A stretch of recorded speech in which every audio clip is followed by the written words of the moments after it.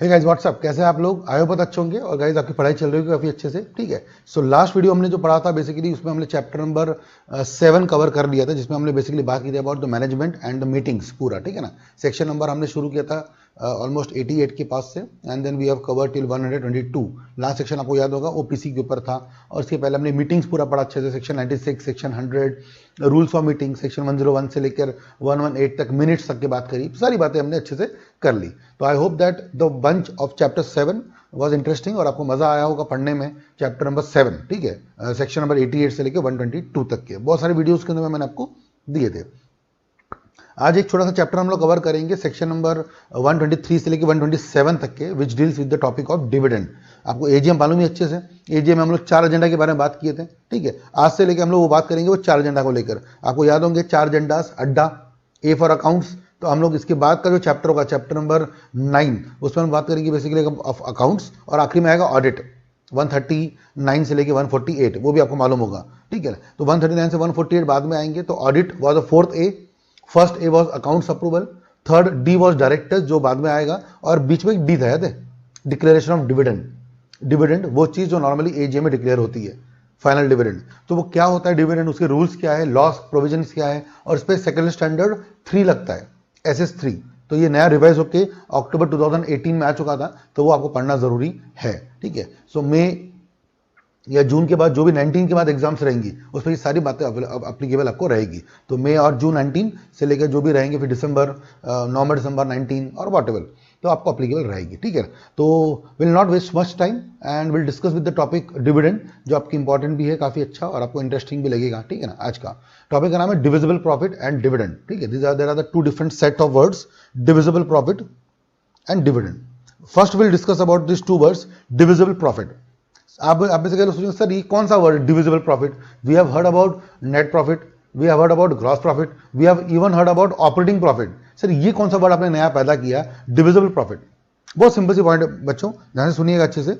आपको सबको पता है कि everyone knows about gross profit when you make trading account. आपको सेल्स करके जो परचेस करते हो, परचेस किया, सेल्स में से परचेस माइनस कर दिया, और कुछ ऑपरेटिंग एक्सपेंसेस जो है ना आपके डायरेक्ट कॉस्ट वो माइनस कर दिया, तो you get a gross profit. But ये फाइनल कंपनी का प्रॉफिट नहीं होता है, इसमें फिर और सारे इनडायरेक्ट एक्सपेंसेस माइनस होता है, वो मालूम होंगे आपको।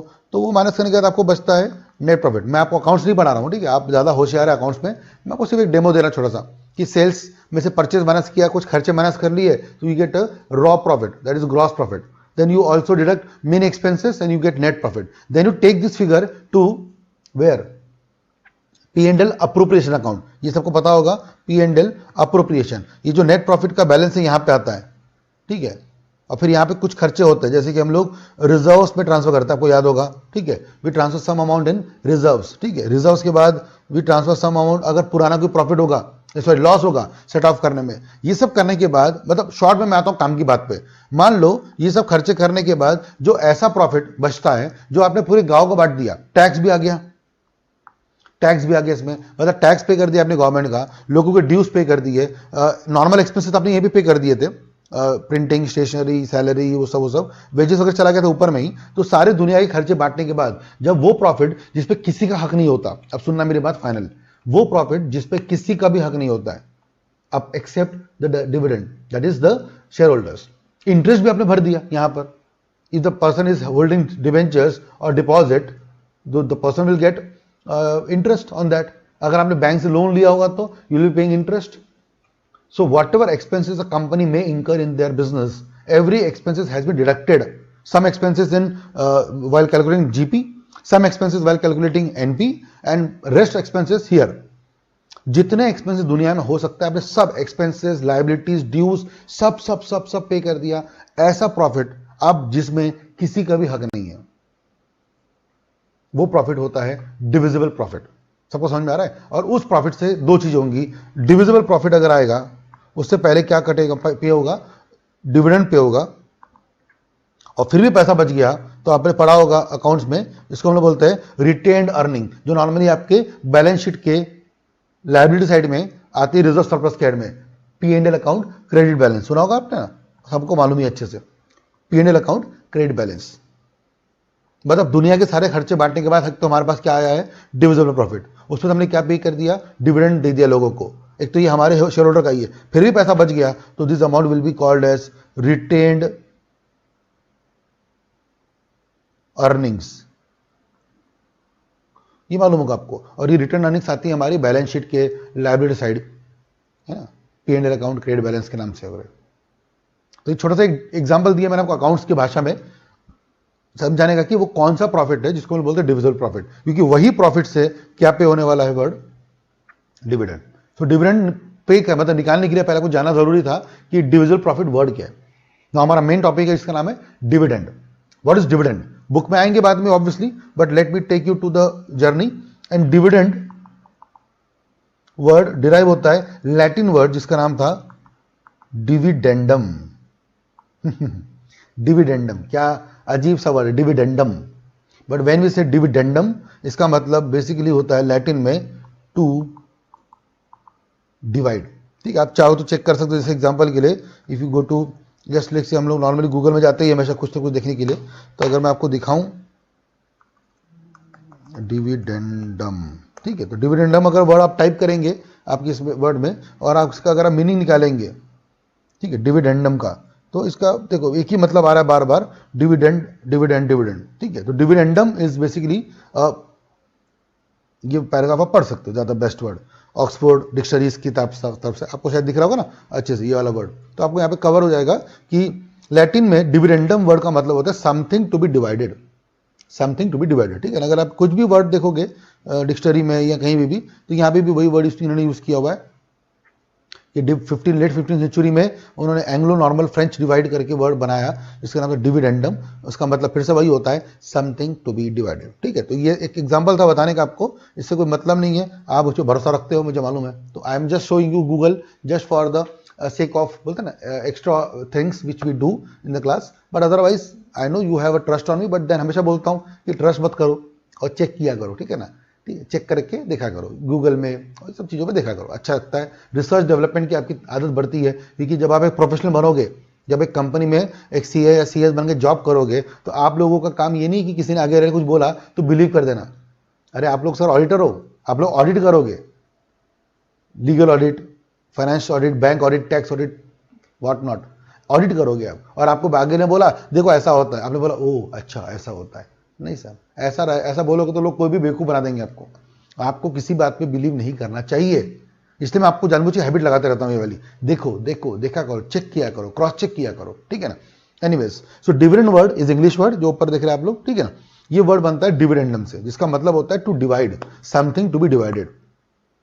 And what is something here in our topic? Something basically is a divisible profit, that profit which is available for the shareholders. ठीक है, तो divisible profit, something to divide. Now what is to be divided?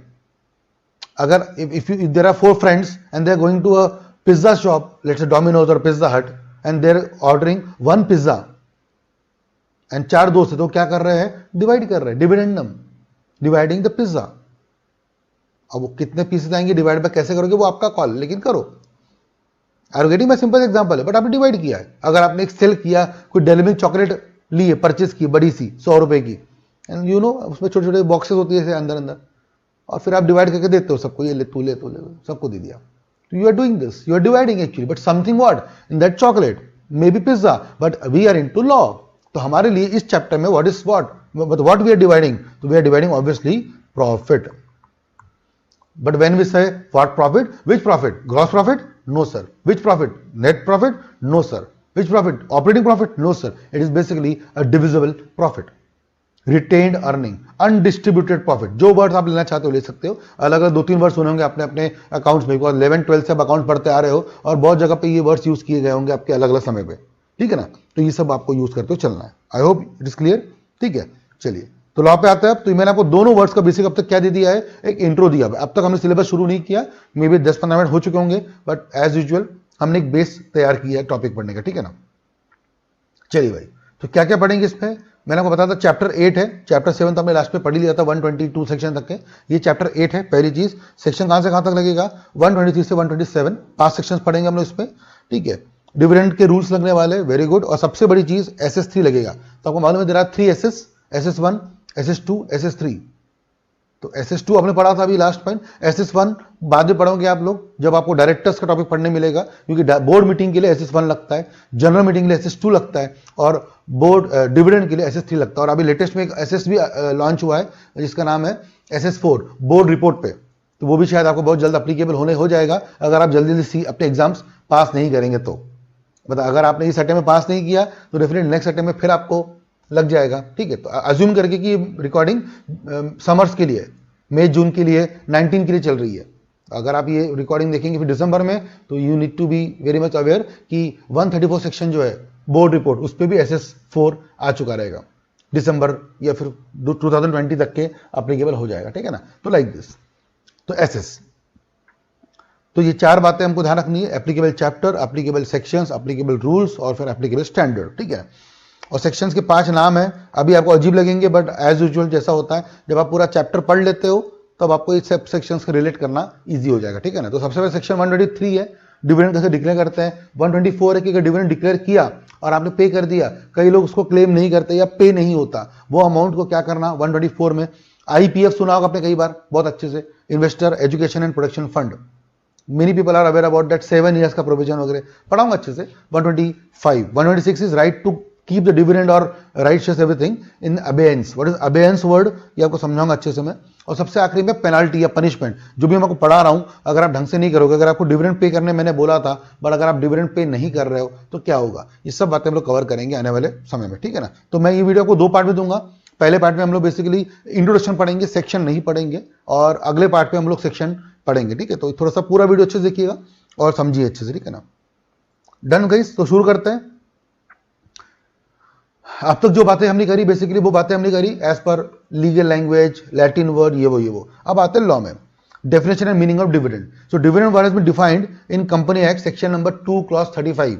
You might be aware about our chapter 1, जाके देखिएगा, जहाँ पे मैंने section 1 and section 2 पढ़ा है, वहाँ पे 2 क्लॉज 35 में मैंने आपको बताया है डिविडेंड क्या होता है, और इतना घटिया बताया है कि क्या करें। इसलिए अभी यहाँ पे मैंने आपको 10-15 मिनट आपकी इन्वेस्ट करवाए, क्योंकि लॉ ने क्या बोला है, डिविडेंड इंक्लूड्स इंटरिम डिविडेंड। पढ़ो आप अच्छे से, ये डेफिनेशन है सर, मजाक नहीं कर रहा हूं, ये डेफिनेशन है। Dividend includes any interim dividend, मतलब इतना हो गया तुषार सर, आप देखो मतलब ऐसा हो गया समझो कि कितना कॉमेडी हो रहा है ये, मतलब जैसे कि लेट से MCA है, ठीक है, ये गवर्नमेंट है और ये बच्चे है। बच्चे ने पूछा इससे MCA से, sir what is dividend, what is dividend. उससे क्या बोला, sir dividend, what is dividend. तो बोला डिविडेंड वो है जो आप पढ़ लो और अगर आपको पता चलता है डिविडेंड क्या है तो उसमें इंक्लूड कर देना क्या, इंटरिम डिविडेंड। इसलिए फिर आप किसके पास आए, तुषार पहाड़े के पास आए, and you said Tushar sir थोड़ा समझाओगे क्या। मैं बोला बिल्कुल, ये सब बाजू रखो, मैंने आपको समझाया 15 मिनट डिविडेंड वर्ड क्या होता है।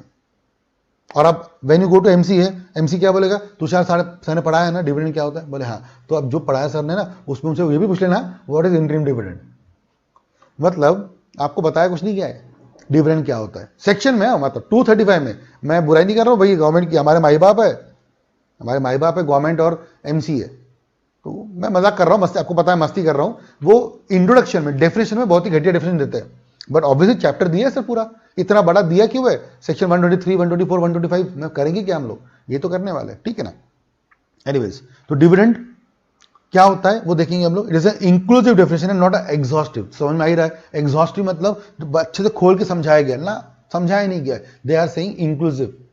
तो इंक्लूसिव डेफिनेशन होती है, पॉजिटिव डेफिनेशन होती है, नेगेटिव डेफिनेशन होती है। नेगेटिव डेफिनेशन पढ़ेगी आपने, वो आपने पढ़ा हुआ deposit chapter, section 73 deposit, section 2 clause 31, deposit means this is but does not include, तो वो does not include negative definition हो गई, कुछ बातें बताता है कि क्या आएगी क्या नहीं आएगी। तो डेफिनेशन के तरीके होते हैं, निगेटिव, पॉजिटिव, इंक्लूसिव या एक्सक्लूसिव, तो ऐसा। और एग्जॉस्टिव डेफिनेशन जो हम लोग बात करते हैं, एग्जॉस्टिव कुछ भी नहीं है, तुषार पाड़े समझाया आपको एग्जांपल देख के वगैरह वगैरह, क्योंकि मैं आपको एक्सप्लेन कर रहा हूं। लॉ ने बोला डिविडेंड इंक्लूड्स इंटरिम डिविडेंड, पढ़ लो। तो इसका मतलब अब हम आते हैं मीनिंग में, डेफिनेशन तो नहीं पढ़ सकते इसलिए मीनिंग में आता है। तो बात सिंपल सी वही, what is dividend, these are the sums to be of money to be paid to the members of the company out of the profits of the company।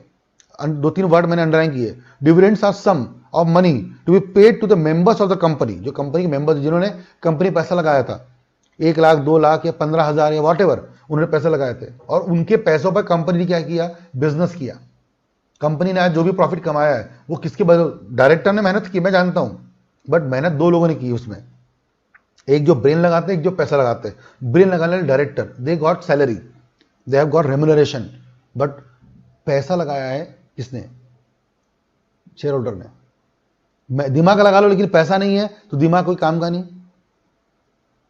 पैसा बहुत है बट दिमाग नहीं है तो पैसा बहुत ही बर्बाद हो जाएगा। तो पैसा और दिमाग दोनों इंपॉर्टेंट है। तो दिमाग लगाने के लिए डायरेक्टर्स है, मैनेजमेंट है, कंपनी सेक्रेटरीज है, केएमपी में सीए है, बट पैसा नहीं तो फिर क्या कर लोगे। तो इसलिए पैसा भी जरूरी है। और अगर वही पैसा, मान लो मैं अपना पैसा, if I would have kept that amount in bank, मुझे बैंक में इंटरेस्ट मिला होता कि नहीं। वैसे ही अगर मैंने पैसा कहाँ रखा है, कंपनी में, तो मुझे क्या मिलना चाहिए, उसका डिविडेंड। तो don't use the word interest, because interest किसको देते हैं हम लोग, इंटरेस्ट का मतलब होता है हिंदी में सूत, ब्याज। एंड किसको देते हैं ब्याज, अपने वालों को कि बाहर वालों को। ब्याज पे पैसे चाहिए, कौन देता है ब्याज पे पैसे, अपना कि पराया, एंड पराया। तो पराया बाहर वाले लोग होते हैं। when you invest into debentures, पढ़ाइए आपने डिबेंचर्स, डिपॉजिट्स, ये सब में you get what, interest. when you take money from bank you पे इंटरेस्ट, क्योंकि वो डिबेंचर ये लोन है, वो बाहर वाले sir. But when you take money from shareholders you never give them interest, you give them dividend, it is distributed, ठीक है, paid to the members of the company, ठीक है ना। It is share of the profit. तो understand the word, एक बात बात समझ में ना, प्रॉफिट, प्रॉफिट नहीं है तो इनडायरेक्टली समझ जाना कि डिविडेंड नहीं है, क्योंकि दो बार मैंने यूज कर लिया अब तक ये वर्ड। यहां पे पहले बोला प्रॉफिट, और पॉइंट नंबर 2 में फिर प्रॉफिट बोल रहा हूं। दोनों बार मैंने प्रॉफिट वर्ड पे जोर दिया है। अगर प्रॉफिट नहीं है तो डिविडेंड बांटना बहुत मुश्किल है, ठीक है, मुश्किल है। तीसरा, it be noted that dividend is to be paid to the share holders in proportion of the amount paid up. Paid up पे ध्यान देंगे, paid up on the shares held by them. ये बहुत इंपॉर्टेंट पॉइंट है। अगर मान लो मैं आपको कल ये बोलूं कि एक मिस्टर ए है या मिस्टर राजू है, सुनना अच्छे से, मिस्टर राजू के पास में 10,000 शेयर्स है जिसकी वैल्यू 100 रुपए ईच है, वैल्यू है, उसमें से उसने 70 पेड किया है, सॉरी 70 पेड है, मतलब 100 रुपए का शेयर है बट पेड 70 है। तो उसके पास कितने रुपए के शेयर्स है, 1 लाख रुपए के, ठीक है। सुन लो पूरा अच्छे से, ये क्वेश्चन एक केस लॉ बन जाता है आपका। मिस्टर राजू, ये एग्जाम इंग्लिश में आ जाएगा। Mister Raju is holding 10,000 shares, equity shares of a company, and the face value of the company share is 100 rupees each. However, Mr. Raju has paid only 70 rupees on the shares. The value of the shares which Raju hold is rupees 1 lakh value of the shares, and the company is paying a dividend of 10% in this AGM. How much dividend Raju will get amount में? और अगर ये question अगर आपको MCQ में आता है तो ऑप्शन आएंगे 10,000, 20,000, 7,000 या 12,000। तो आंसर क्या आएगा, ऑब्वियसली आंसर आएगा 7,000। कैसे सर, क्योंकि 10,000 शेयर्स पे उसने 70 रुपए भरे। अच्छा सॉरी, ये शायद फिगर गलत हो रही है, 10,000 शेयर्स पे 70 मतलब इट वुड बी 7 lakhs। तो मैं एक काम करता हूं, ये कम कर देता हूं, 1 0। हाँ, कितने शेयर है बंदे के पास, 1000 शेयर। अब ठीक है, ठीक है, 1000 शेयर 100 रुपए, कितना हो गया, 1 लाख। और 10,000 शेयर इंटू 100 रुपए मतलब 10 लाख होते थे, ठीक है। तो मेरी मिस्टेक है, उसको मैंने चेंज कर दिया। 10,000 की जगह मैंने इसको क्या कर दिया, 1000 शेयर। 1000 शेयर 100 रुपए की, कितना हो गया, 1 lakh. How much he paid, 70 rupees. What is the paid up value, 70,000 की पे 10%। समझ में आ गया, ये केस लॉ भी बन गया। ये केस लॉ बना just because of this small line, this one, जो लाइन आप देख रहे थे, point number 3, it will be noted that dividend is to be paid to share holder in the proportion of the amount paid up. Paid up amount पे उनको dividend मिलेगा, ना कि the value of the share they are holding, ठीक है। और चौथा, common सी बात है, सबको मालूम है, preference share holder are paid first before the equity share holder, because preference वालों को पहले प्रेफरेंस मिलता है इक्विटी वालों से, ठीक है। एक और पॉइंट इंपॉर्टेंट है, ये भी वाला, the company is having license under section 8, everyone is aware about section 8 company, NGO, not profit organization. अब जो प्रॉफिट ही नहीं बांटते तो क्या उनको पहली बात तो प्रॉफिट होता है क्या, नहीं होता। क्या होता है, सरप्लस होता है, डेफिसिट होता है। सबने पढ़ा है अकाउंट्स में या फिर लॉ में भी पढ़ा है। The NGOs, the not profit organisations, इनका main motto promotion of welfare, arts, commerce, society, समाज का भला करना, ये सब होता है। उन कंपनियों के लिए क्या इंपॉर्टेंट है, प्रॉफिट नहीं, सो दे हैव अ सरप्लस। और जब प्रॉफिट ही नहीं है तो सब बांटेंगे कहां से dividend.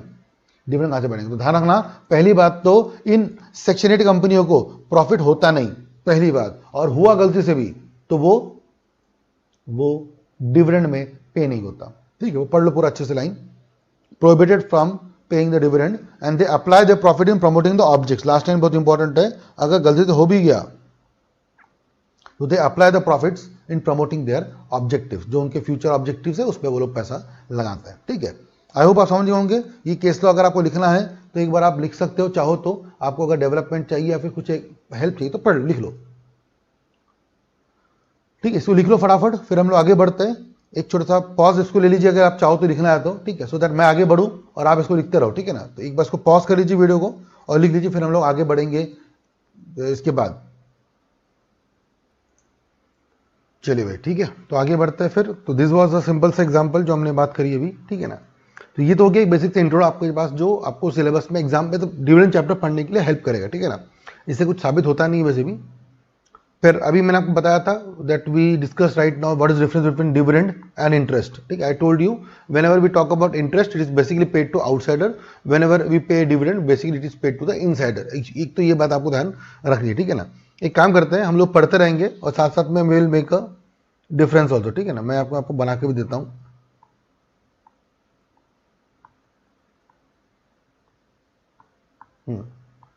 This is dividend, this is interest.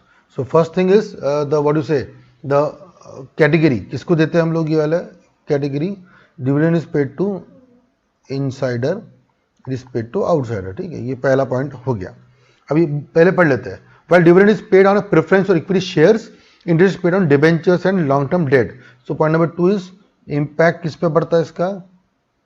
इसका इम्पैक्ट पड़ता है शेयर होल्डिंग पे, इसका इंपैक्ट पड़ता है डेट पे, ठीक है? डिबेंचर्स या डेट, मैं डिबेंचर नहीं बोलूंगा, I will say the word debt, या मैं एक और वर्ड यूज कर देता हूं बेटर वाला, ठीक है ना? Equity, that would be better.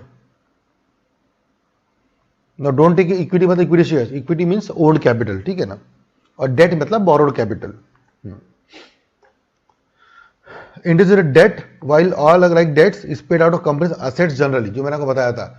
Interest we paid out of, it's like debt, कर्जा है, इंटरेस्ट कर्जा है, आपको पे करना पड़ेगा। अब वो आप प्रॉफिट से पे करो या लैंड बेच के पे करो, बिल्डिंग बेच के पे करो, अपना घर बार बेचो, जो करना है करो, इंटरेस्ट पे करना होगा।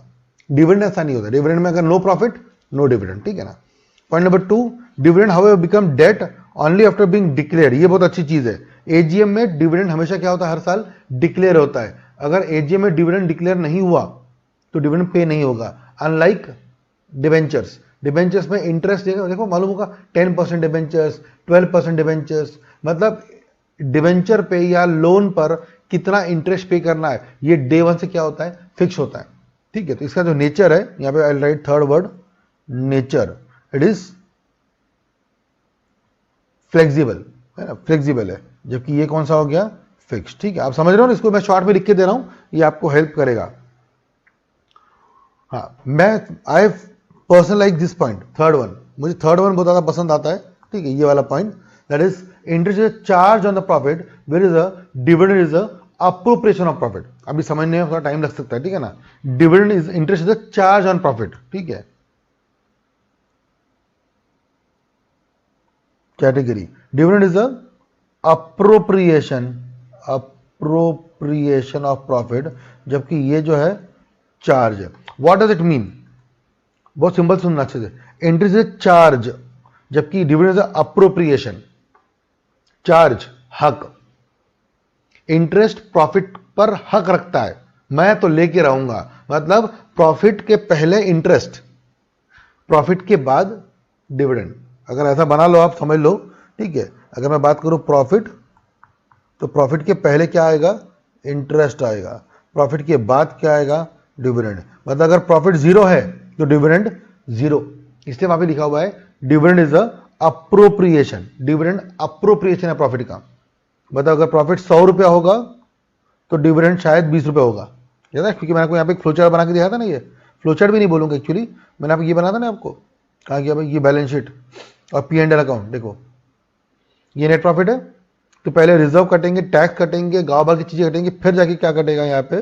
टू डिविडेंड, डिविडेंड प्रॉफिट के बाद बहुत सारी चीजों का एक अप्रोप्रिएशन, एक हिस्सा है, ठीक है। तो ये जो हम लोग बात कर रहे हैं यहाँ पे, तो ये ध्यान आपको रखिएगा, ठीक है ना, अच्छे से, कि प्रॉफिट आने पर क्या बटेगा, डिविडेंड बटेगा। प्रॉफिट आने के पहले क्या बटेगा, इंटरेस्ट। इसलिए प्रॉफिट पे इंटरेस्ट क्या है, एक चार्ज है, ठीक है। ये चौथा पॉइंट हमने निकाल के दिखाया।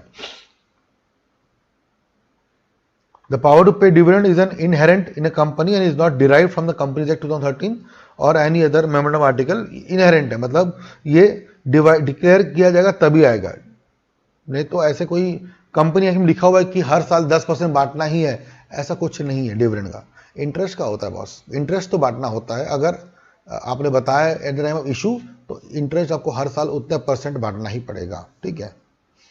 और ये बता दिया मैंने आपको, right to claim dividend is will arise only once it is declared. शायद आपको सबको पता है अकाउंट्स में कि बोर्ड मीटिंग में डिविडेंड क्या होता है, प्रपोज होता है। बोर्ड मीटिंग में डिविडेंड इज प्रपोज्ड, और एजीएम में या जो भी मीटिंग रहेगी आपकी मीटिंग एजीएम में, उसमें वो क्या होगा, डिक्लेयर। तो प्रपोज डिक्लेयर ही समझ होना आपने, ठीक है। ये लास्ट टाइम बहुत इंपॉर्टेंट है। The share holder has no right और no claim in respect of that. अगर अब डिक्लेयर नहीं किया गया, तो अगर डिविडेंड डिक्लेयर नहीं किया गया तो share holder can not ask for the dividend, ठीक है। और एक केस भी दिया है यहाँ पे छोटा सा, ठीक है। तो आई होप ये 4 बातें आप समझ सकते हो अच्छे से, ठीक है। This 4 points are very important to understand. एक बार आप इसको लिख लो क्विकली, सो दैट आपको एक हेल्प हो जाएगी समझने में कि डिविडेंड और इंटरेस्ट पे डिफरेंस बेसिकली क्या है। एग्जाम अगर कुछ आ गया तो आप इस पर कुछ लिख पाओगे, ठीक है ना। तो एक छोटा सा मैं आपको टाइम देता हूँ इसको लिखने के लिए, इसको आप क्विकली एक बार लिख लीजिएगा, ठीक है। ये भी लिख लीजिएगा, ठीक है ना। इंटरेस्ट और प्रॉफिट का जो मैंने बनाया राइट साइड पे, वो भी एक बार लिख लीजिएगा।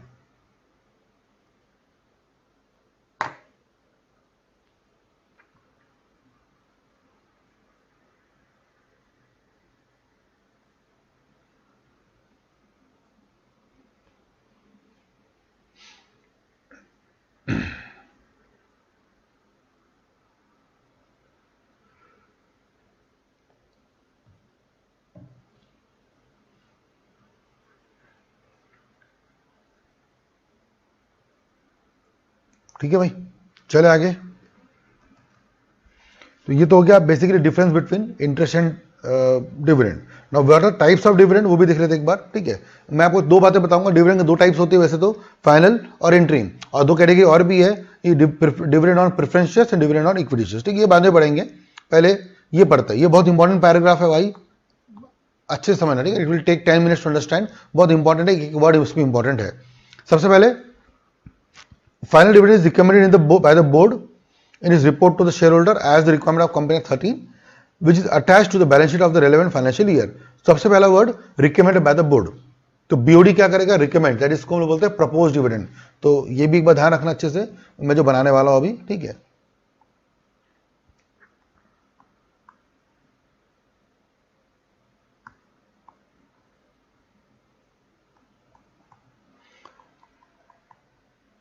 Final dividend, interim dividend. तो फाइनल डिविडेंड को प्रपोज कौन करेगा और डिक्लेयर कौन करेगा, ठीक है ना। तो फाइनल डिविडेंड को प्रपोज कौन करता है, तो मैंने अभी बताया आपको, जैसे प्रपोज कौन करता है, बोर्ड, ठीक है।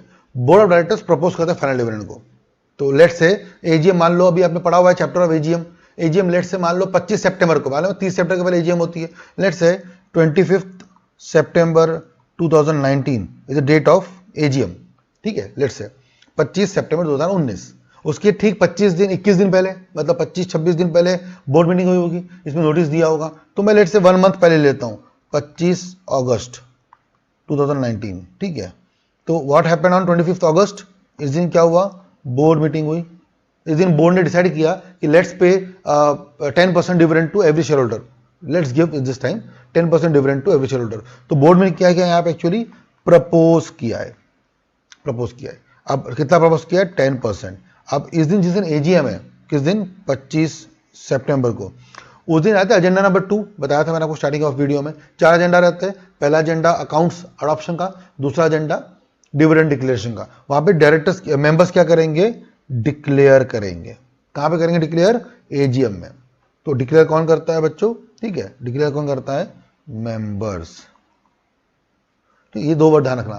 तो फाइनल डिविडेंड जो है वो प्रपोज कौन करेगा? यहाँ पे ध्यान रखना, प्रपोज करने वाला काम बोर्ड करता है और डिक्लेयर करने वाला काम कौन करता है? मेंबर्स करते हैं। ठीक है, ये आपको ध्यान रखते हुए चलना है। ये रहा डिक्लेयर बाय शेयर होल्डर्स, वो भी कहां पे डिक्लेयर करेंगे? एजीएम में, एनुअल जनरल मीटिंग में। ठीक है, perfect. Usually article of the association of the companies provide that the share holders can not increase the rate of dividend, however they can reduce it. ये last time reduce कर सकता है ना, इस पर थोड़ा सा दिमाग लगाते हैं हम लोग, इंक्रीज नहीं कर सकते। तो जैसे मैंने बोला आपको, how much they are decided this time, इस एग्जाम में, इस क्वेश्चन में कितना परसेंट डिसाइड किया गया है? 10%। अच्छा मुझे बताओ थोड़ा सा, तो लेट्स मेक अ स्टोरी बनाते एक। 2016 की जो एजीएम हुई थी, 16-17 की, उस समय बांटा गया था 20%, 17-18 में बांटा गया था 18%, और अब 18-19 जो है उसमें बांटा जा रहा है 10%। तो मेंबर्स क्या कह रहे हैं? सुनना अच्छे से, एग्जाम में क्वेश्चन आ सकता है कि there the company, let's say Sunshine Limited, Sunshine Limited has a history of paying dividend from past 3 years। वो ऐसा सा है, कैसे कैसा है? तो सर 16-17 में इतना, 17-18 में इतना, 18-19 में इतना। Now since it is degrading every year, last to last it was 20%, then 18, and now they are paying 10%. So shareholder of the company objected that they don't want the 10% dividend, they want the rate of dividend at least how much? 18%, and some other people said no, we should get at least 20%. तो 18 या 20% तो मिलना ही चाहिए। कितना? 18 या 20%। क्यों मिलना चाहिए? क्योंकि उनका ऐसा पॉइंट है, उनका ऐसा मानना है कि सर 20% तो हर साल मिलता था, 20-18 सर 10 नहीं लेंगे सर, 10 तो चिल्लर हो गया सर, नहीं, we will not take 10, we will take 18 और 20। तो let's make it 18। Question is can they do so? तो आंसर क्या आएगा थ्योरी पढ़ने के बाद? No. Now the moment director said no, share holder said okay, then we will take nothing. या तो कितना लेंगे? 20 लेंगे, या तो कुछ नहीं लेंगे। हमको चिल्लर नहीं होना 10% के, हम लेंगे तो 20% लेंगे, नहीं तो हम कुछ नहीं लेंगे। तो question number 2, can they reduce the rate of dividend to 8% और 0%? आंसर इज हमेशा यस, क्योंकि जितने बार वो डिविडेंड क्या करेंगे? सैक्रिफाइस। मुझे बताओ डिविडेंड क्या होता है? प्रॉफिट से बांटा क्या हिस्सा है? इफ यू टेक डिविडेंड, पैसा प्रॉफिट से बटेगा, और जितना डिविडेंड बांटोगे उतना प्रॉफिट कम हो जाएगा, और अगर डिविडेंड नहीं बांटोगे तो प्रॉफिट में बचा रहेगा। प्रॉफिट कहाँ जाता है? रिजर्व में। रिजर्व किसका हिस्सा है? शेयर होल्डर का। तो बच्चों ध्यान रखना, डिविडेंड ना लेने से आप कोई एहसान नहीं कर रहे, आप पैसा कहाँ जमा कर रहे हो? अपने कंपनी के ही रिजर्व में, जो कहने की किसके भले के लिए बनाया गया है? मेंबर्स के भले के लिए। प्लीज अंडरस्टैंड, ठीक है, बहुत इंपॉर्टेंट बात बता रहा हूँ, सुन ले अच्छे से। तो ये केस ला एग्जाम में इसमें आ सकता है, ठीक है, आया तो ठीक, नहीं आया तो भी कोई फर्क नहीं पड़ता, ठीक है। Final dividend once declared becomes a debt. तो ये लाइन ध्यान रखना है कि जब प्रपोज किया फाइनल डिविडेंड, प्रपोज किया है तो कुछ फर्क नहीं पड़ता। प्रपोज करके निकल जाने में कोई फर्क नहीं पड़ता। प्रपोज किया, निकल गए, चलता है। प्रपोज करके अगर क्या कर लिया? डिक्लेयर कर लिया, मेंबर्स ने अगर क्या कर दिया? डिक्लेयर कर दिया एजीएम में, तो फिर उसको आप कैंसिल नहीं कर सकते। Final dividend once declared in AGM can not be revoked. तो अगर एग्जाम ऐसा आया कि अगर ये क्वेश्चन था फिर से ये वाला, ठीक है ना, 25 अगस्त को प्रपोज किया है, the BOD want to revoke on 13 September 2019। 13 सितंबर को रिवोक करने की इच्छा है किसकी? कंपनी की। क्या कंपनी रिवोक कर सकती है? आंसर इज बिल्कुल यस, क्योंकि 13 सितंबर कब आता है? 25 सितंबर के पहले, मतलब एजीएम होने के पहले आप रिवोक करना चाहते हो। पॉसिबल है क्या? Yes. What will be the answer if the date is 28 September? Answer is no, क्योंकि 28 सितंबर के पहले क्या आता है? 25 सितंबर, जिस दिन क्या हो चुकी है? एजीएम, जिसमें मेंबर्स ने क्या कर दिया है? डिक्लेयर। अब नहीं पॉसिबल है। ये कब कर सकते थे आप? डिक्लेयर होने के पहले। समझ में आ गया एग्जांपल? ये सब छोटी छोटी बातें। तो यहाँ पे 4 बातें बताई मैंने आपको। पहली बात, डिविडेंड रिकमेंड कौन करेगा? बीओडी। पॉइंट नंबर 2 में प्रपोज कौन करेगा? Share holder. फिर पॉइंट नंबर 2 में एक और बात लिखी हुई है कि शेयर होल्डर इंक्रीज नहीं कर सकते, हालांकि वो चाहे तो क्या कर सकते हैं? They can lower it to the rate which has been declared by share directors. Director ने जो रेट बोला था उससे लोअर कर सकते हैं, हायर नहीं कर सकते हैं, ठीक है। तो ये भी आप ध्यान रखते हुए चलेंगे। और व्हाट इज इंटरिम डिविडेंड? ये तो बहुत ही आसान सा है बच्चों, इसमें तो कुछ पढ़ाने के लिए भी नहीं है। इंटरिम डिविडेंड मतलब या तो डिफरेंस बताया था, dividend includes interim dividend, so interim dividend means dividend which is paid between two general meetings, ठीक है। 2 AGM के पीछे जो डिविडेंड बांटा जाए वो क्या कहलाता है, इंटरिम डिविडेंड। तो ये जो बताया था इसको प्रपोज कौन करेगा, बोर्ड, और इसको डिक्लेयर भी कौन करेगा, बोर्ड, ठीक है। प्रपोज भी कौन करेगा, बोर्ड, और डिक्लेयर भी कौन करेगा, बोर्ड। तो आई होप ये भी आप समझ सकते हो अच्छे से। इसको एक बार आप चाहो तो लिख लीजिएगा, ठीक है। दोनों बातें आप लिख लीजिए, आपके नॉलेज के लिए काफी इंप्रूवमेंट करेगा, ठीक है ना।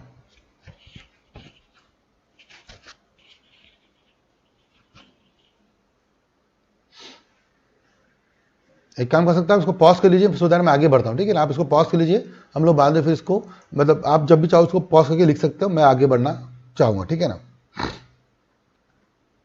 ठीक है, और 2 पॉइंट्स और, फिर एक बार टॉपिक में हम लोग ब्रेक लेंगे, क्योंकि इसके बाद आप जानोगे तो ये टॉपिक शुरू होगा आपको 123 वाला। तो अभी तो मैं आपको जो बता रहा हूँ ऑलमोस्ट 35-40 मिनट्स हो गए होंगे, और ये हमने पढ़ा बेसिक थियरी, ठीक। एक सेशन हमने पूरा इस पर कर लिया, और अब हम लोग बाद में पढ़ेंगे 123। तो टाइम इसको एक बार पहले ये 2 पॉइंट पढ़ लेते हैं फॉर 5 मिनट्स। ईजी है, ये भी आपने पढ़ाई हुआ है पहले भी, which is topic known as dividend on preference share and dividend on equity shares. What is that, dividend on preference shares सबको पता है अच्छे से। प्रेफरेंस शेयर के बाद 2 ही प्रेफरेंस होती है। Preference shares has only normally 2 types of preference, section number 43 पढ़ा होगा आपने। Preference dividend gets 2 types of preference, एक तो जब कंपनी वाइंड अप हो जाएगी तो they will get the priority on repayment of capital, and उसके पहले वाला पॉइंट होता है जब भी कंपनी डिविडेंड बांटेगी इनको क्या मिलेगा, पहला हक मिलेगा, ठीक है। तो डिविडेंड नॉर्मली ये होता है। Preference shares carries a preferential right as to dividend as per the terms of issue, and उनको पहले प्रॉफिट मिलेगा, डिस्ट्रीब्यूटेड प्रॉफिट, तो वो डिविजिबल प्रॉफिट से उनको मिलेगा पहला हिस्सा। दूसरा point, preference shares carry a fix rate of amount, मतलब उनका भी रेट ऑफ डिविडेंड जो रहता है फिक्स रहता है 10% हर साल। जैसे इक्विटी में क्या होता है, हर साल प्रपोज होता है, इक्विटी प्रपोज होता है, इक्विटी। प्रेफरेंस कभी प्रपोज नहीं होता। प्रेफरेंस पे कितना बोला गया, अगर 10% तो 10% फिक्स हो गया हर साल के लिए, 12% तो फिक्स हो गया 12% हर साल, ठीक है ना, ऐसे। तो ये ध्यान रखना है। और इक्विटी ये भी सिंपल सा है, इक्विटी वो जो पहले किसको पे करेंगे हम लोग, प्रेफरेंस को, उसके बाद जो पे होगा वो क्या कहलाएगा, इक्विटी कहलाएगा, ठीक है ना। ये लाइन भी लिखी हुई है, equity shareholder are entitled to pay dividend on the shares only after all the dividends on preference share has been paid to the date. तो इस पर कुछ बताने लायक तो है नहीं, हाँ, बट ये है इक्विटी शेयर होल्डर को भले नंबर 2 मिलता है, बट उनको हायर भी मिल सकता है। मतलब प्रेफरेंस को 10% मिलेगा हर साल। अब ऐसा हो सकता है कि 2017 में प्रेफरेंस को मिला था 10%, मतलब ऐसा एग्जांपल के लिए लेट्स से प्रेफरेंस इक्विटी, ठीक है। प्रेफरेंस को कितना मिला, 17, 18, 19, ठीक है। 17 में मिला 10%, 10%, 10%, जबकि इक्विटी को मिला इस साल 8%, ठीक है। फिर इस साल मिला 16%, इस साल मिला 20%, ऐसा भी हो सकता है। अब आप में से कुछ लोग पूछेंगे सर ऐसा है तो we will take only equity.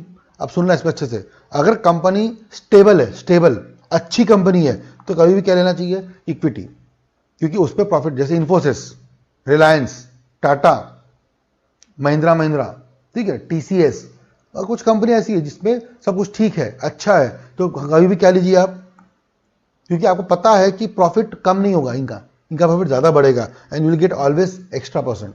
But जब भी आपको लगता है कंपनी बहुत स्टैग्नेंट है, नई कंपनी है, तो ऐसे में सर कभी भी क्या लेना पूरा आएगा आपको, प्रेफरेंस, क्योंकि कभी भी आपको क्या मिलेगा, उस पर श्योर रिटर्न मिलेंगे प्रॉफिट होने पर, ठीक है। तो ये ध्यान रखना है, ये कुछ सोचने वाली बात है, डिसीजन मेकिंग की कैटेगरी में आ सकता है, ठीक है। तो ये थोड़ा सा ध्यान देने वाली बात है, इसमें कुछ रूल नहीं है, बट ये थोड़ा स्टडी लगाने के बाद अगर समझ सकते हैं हम लोग कि अगर हम लोग कंपनी कैसी है उस पर डिपेंड करता है कि वेदर टू टेक इक्विटी और प्रेफरेंस।